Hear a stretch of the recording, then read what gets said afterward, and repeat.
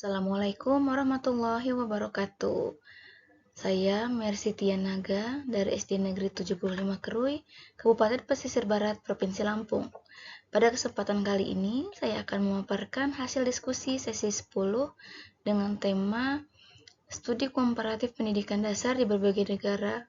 Kemudian, paparan ini saya susun berdasarkan hasil pembelajaran, pengamatan, serta analisis yang relevan dengan kondisi pendidikan di Indonesia, khususnya di sekolah saya sendiri yaitu SD Negeri 75 Kerui. Adapun presentasi ini berfokus pada perbandingan struktur kurikulum Indonesia dengan Finlandia, Jepang, dan Korea, serta bagaimana implementasinya di tingkat sekolah dasar. Harapannya, presentasi ini dapat memberikan wawasan sekaligus inspirasi praktik pendidikan yang dapat diterapkan di sekolah. Yang pertama, mengenai kesan, kendala, dan saran perbaikan implementasi pembelajaran kelompok atau kolaborasi yang dilaksanakan. Adapun kesan yang saya pribadi rasakan adalah implementasi pembelajaran kelompok tentu memberikan pengalaman belajar yang lebih hidup dan bermakna. Kami sebagai mahasiswa tentu menjadi lebih aktif, saling membantu, kemudian banyak sekali pengalaman berharga yang didapatkan ketika melaksanakan pembelajaran secara berkelompok atau berkolaborasi. Adapun kendala yang dihadapi adalah karena masing-masing dari anggota kelompok memiliki kesibukan, sehingga kami sangat sulit untuk menentukan waktu untuk melakukan diskusi. Adapun saran adalah untuk perbaikan ke depan, pembagian kelompok itu sebaiknya dirancang lebih strategis agar setiap kelompok itu memiliki komposisi yang seimbang. Kemudian, pemberian rubrik penilaian kolaborasi yang sederhana tentu dapat membantu meningkatkan tanggung jawab individu. Terakhir, perlu adanya penguatan dari dosen pengampu mata kuliah, mungkin berupa monitoring aktif agar proses dan hasil pembelajaran kelompok itu menjadi lebih terarah. Adapun struktur kurikulum Indonesia, yaitu pendidikan dasar di Indonesia itu menggunakan struktur nasional yang berlaku untuk seluruh sekolah, termasuk di sekolah saya yaitu SD Negeri 75 Kerui. Kemudian kurikulum dasar yang berlangsung yaitu selama 6 tahun dengan standar kompetensi yang ketat. Sistem penilaian tidak hanya terfokus pada ranah kognitif, tetapi juga sikap dan keterampilan. Namun, dalam implementasinya, keberhasilan penerapan kurikulum sangat tergantung pada guru, sarana, serta kemampuan sekolah dalam menerjemahkan dokumen kurikulum menjadi sebuah proses pembelajaran di kelas.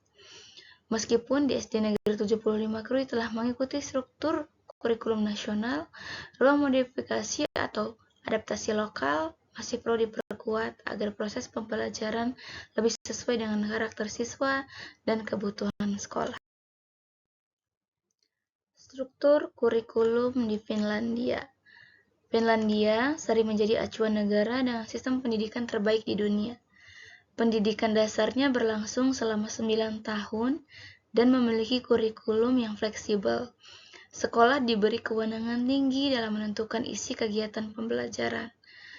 Kemudian, adapun keunikan di Finlandia yaitu tidak adanya ranking ataupun tingkat kelas.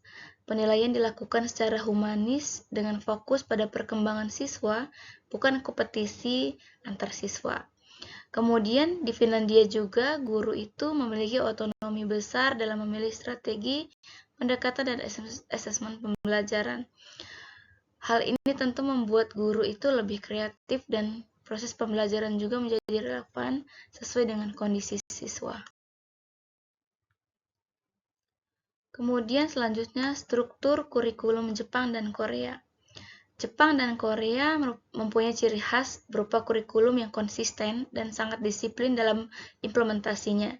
Standar pendidikan di kedua negara ini telah lama dan mapan dengan kualitas guru yang terjaga melalui pelatihan yang intensif, serta rekrutmen yang sangat ketat. Budaya belajar juga sangat positif, disiplin, kemudian tekun, serta etos kerja tinggi menjadi karakter pembelajaran yang terbentuk sejak dini. Kemudian dari sisi fasilitas dan infrastruktur juga, kedua negara ini mendukung proses belajar secara maksimal, baik dalam sarana sekolah, teknologi maupun dukungan kebijakan pemerintah. Dari hasil analisis MPDR 5302 mengenai alignment kebijakan dengan praktik, menurut hasil analisis saya terlihat bahwa Indonesia itu memiliki dokumen kurikulum yang kuat serta struktur standar yang jelas, tapi dalam praktiknya penerapan di kelas itu sering menghadapi berbagai tantangan, seperti adanya keterbatasan sarana, kesiapan guru, hingga beban administratif yang mengalihkan fokus guru. Hal ini tentu berbeda dengan Finlandia dan Jepang. Kedua negara ini menekankan implementasi pembelajaran itu konsisten dan efektif. Dokumen kebijakan juga bukan hanya menjadi pedoman, tetapi juga ditindaklanjuti dalam praktik harian di sekolah.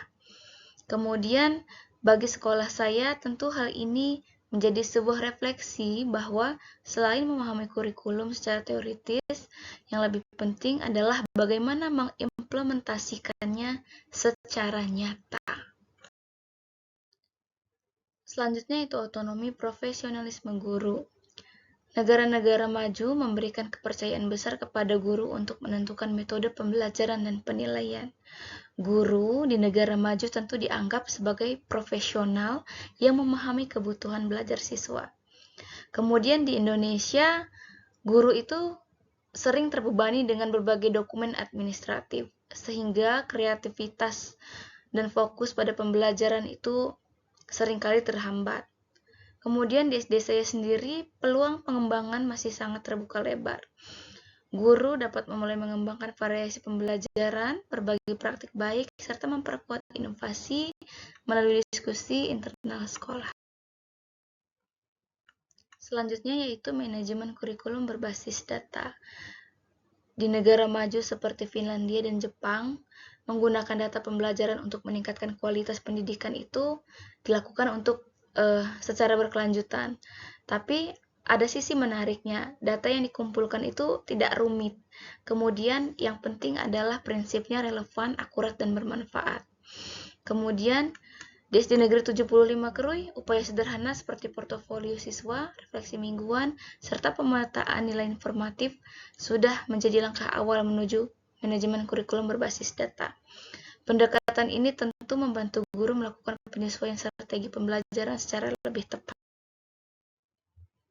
Adapun rekomendasi praktis untuk SD Negeri 75 Kerui yaitu berdasarkan hasil kajian, terdapat beberapa rekomendasinya yaitu yang pertama, meningkatkan fleksibilitas pembelajaran agar sesuai dengan kebutuhan siswa. Yang kedua, memperkuat kolaborasi guru melalui pelatihan, diskusi rutin, serta berbagi praktik baik. Selanjutnya, menyederhanakan penilaian sehingga lebih autentik, tidak sekedar administratif.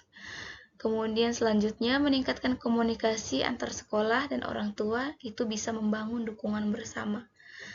Menggunakan data sederhana namun konsisten sebagai dasar pengambilan sebuah keputusan. Tentu upaya-upaya ini dapat dilakukan secara bertahap sesuai dengan kemampuan sekolah. Dari perbandingan ini tentu terlihat bahwa negara maju berfokus pada fleksibilitas otonomi guru, dukungan manajemen, dan budaya pembelajaran yang kuat. Sementara itu, Indonesia sudah memiliki struktur kurikulum yang baik, tetapi tentu implementasinya harus lebih diperkuat lagi. Kemudian di sekolah saya memiliki potensi besar untuk bergerak ke arah yang lebih baik melalui inovasi lokal, kemudian melakukan kolaborasi antar guru, adanya penguatan praktik belajar, serta pemanfaatan data pembelajaran secara sederhana. Demikian paparan diskusi pada sesi 10 kali ini. Saya akhiri. Wassalamualaikum warahmatullahi wabarakatuh.